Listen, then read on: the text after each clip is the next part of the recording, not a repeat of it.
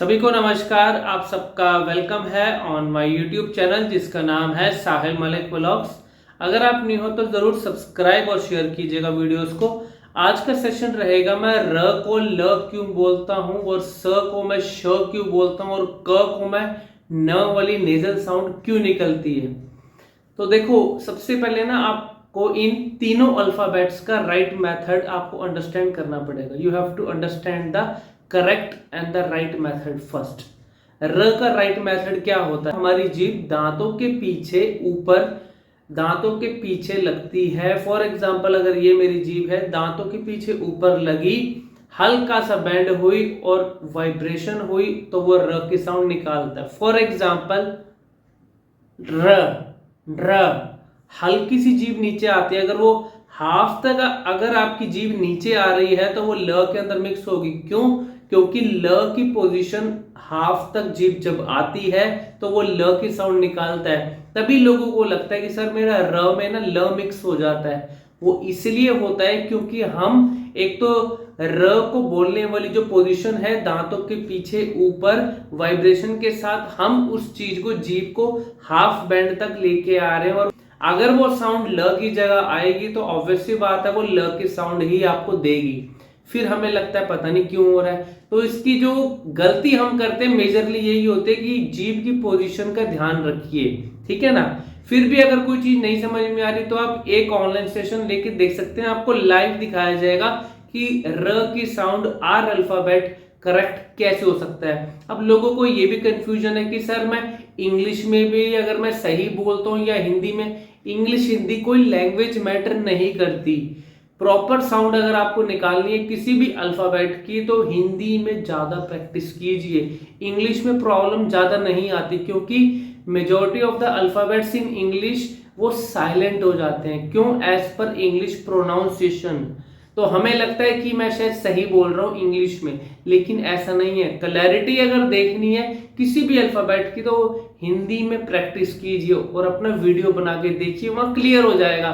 सुनने के लिए तो हमें वो चीज समझ में आ जाएगी ना कि जो मैं बोल रहा हूँ क्या वो मुझे सुनाई दे रहा है, वो र की साउंड सुनाई दे रही है। और उसके बाद वाइब्रेशन के पीछे भी ज्यादा भागते हो। वाइब्रेशन एक एंड प्रोडक्ट है, मतलब लास्ट में जब आपका वो र सही से निकलना शुरू हो जाएगा तो वाइब्रेशन अपने आप आती है। कोई वाइब्रेटर का कोई इंस्ट्रूमेंट नहीं है कि उसको जीभ के नीचे लगा दो मेरी जीभ वाइब्रेट हो जाए, ऐसा कभी भी नहीं होता। और लोग वाइब्रेशन के लिए पता नहीं कितनी एक्सरसाइज आप लोग कर रहे हैं जिन चीजों की अभी रिक्वायरमेंट नहीं है। वाइब्रेशन लास्ट में जाके अपने आप आती है अगर आप र को आज से सही बोलना शुरू कर दोगे तो।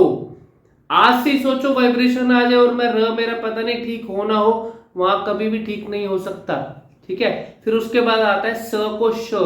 स की साउंड में प्रेशर नहीं लगता, मतलब एफर्ट नहीं लगता। फॉर एग्जाम्पल स, दोनों दांतों के बीच में अगर ये मेरे ऊपर नीचे के हैं दांत, इनके नजदीक जीभ जब आ जाती है और बाहर नहीं आनी चाहिए, मुंह के अंदर जीभ रहनी चाहिए और दोनों दांतों के नजदीक आती है तो वो स की विदाउट एनी एफर्ट स में कभी प्रॉब्लम नहीं आती। स स प्रॉब्लम कहां पे आ रही है? फिर श बोलने में। श में क्यों प्रॉब्लम आती है? क्योंकि हम श में भी कुछ लोग स की साउंड निकाल देते हैं, वो श को भी साइलेंट कर दिया। क्यों? क्योंकि जो श में जीभ नीचे रहनी चाहिए। फॉर एग्जाम्पल श, श में एक तो ना पोजीशन देखिए मेरे मुंह की, श, दोनों दांत आपस में नजदीक आए और उसके बाद मेरी जो मुंह की पोजीशन है अगर कंट्रोल नहीं हो रही तो यहां उंगली रख सकते हो।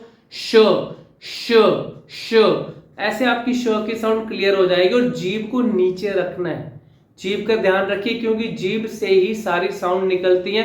तो जीभ नीचे रहेगी तो वो प्रॉपरली श की साउंड निकालेगी। फिर उसके बाद आता है क को मैं अना। सर मुझे नेजल साउंड है क्या?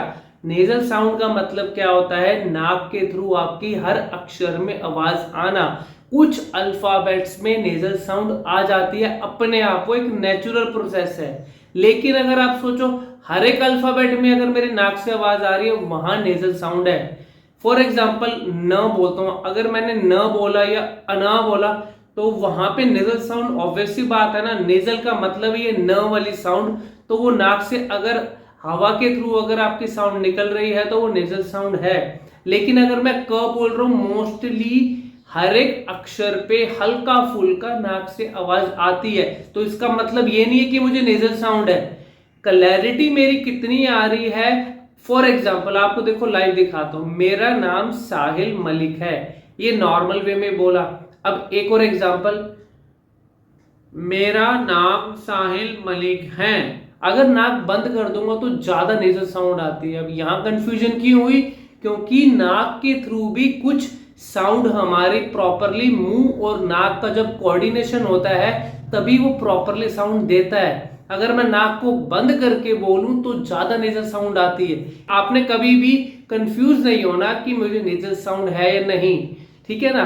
क ख ग और घ इन 4 बेसिक अल्फाबेट्स का राइट मेथड है, जीभ नीचे रहती है और बिल्कुल प्रॉपरली साउंड देती है, कोई प्रॉब्लम नहीं आएगी। फिर भी प्रॉब्लम आ रही है, एक ऑनलाइन सेशन लेके देख लो, आपको लाइव रिजल्ट हम दिखाएंगे with in 1 online session, second की जरूरत भी नहीं पड़ेगी, ठीक है ना। फिर भी कोई चीज नहीं समझ में आती तो वीडियो के कमेंट सेक्शन में जरूर लिखिएगा, सो दैट नेक्स्ट वीडियो आपकी इंक्वायरी पे ही रहे। Thank you very much, God bless you.